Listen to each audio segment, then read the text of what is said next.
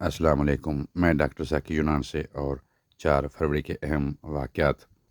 4 فروری آج پاکستان میں بہت سے لوگوں نے شب برات کا روزہ رکھا ہوا ہے۔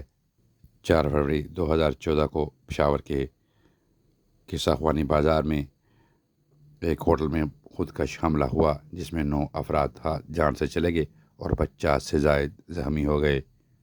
4 فروری 2004 کو سرکاری ٹیلی ویژن پہ ڈاکٹر عبدالقدیر خان نے ایٹمی ہتھیاروں کے پھیلاؤ میں مبینہ طور پر ملوث ہونے پہ قوم سے معافی مانگی۔ 4 فروری 2008 کو راولپنڈی GHQ آرمی کی بس میں خودکش حملہ ہوا، جس میں 10 افراد شہید ہو گئے اور 45 سے زائد زخمی ہو گئے۔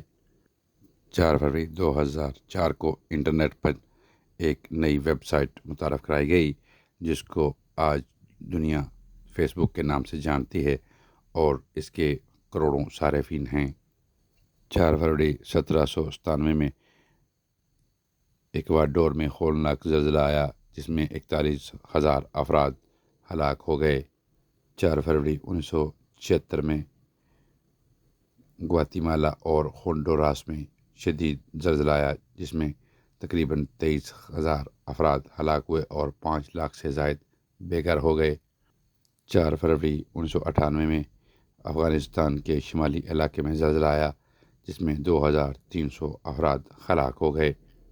4 فروری 1996 میں جنوب مغربی نیپال کے لمبی میں اس درخت کا پتہ لگایا گیا جہاں ہندوؤں کے بھگوان بدھ کی پیدائش ہوئی تھی۔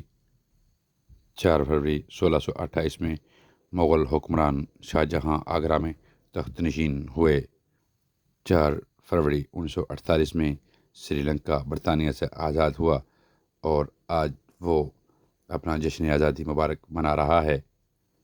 4 فروری سرطان کا عالمی دن بھی منایا جاتا ہے۔ 4 فروری کے حوالے سے یہی معلومات تھیں۔ اجازت دیجیے، اپنا بہت سا خیال رکھیں۔ ٹیک کیئر، اللہ حافظ۔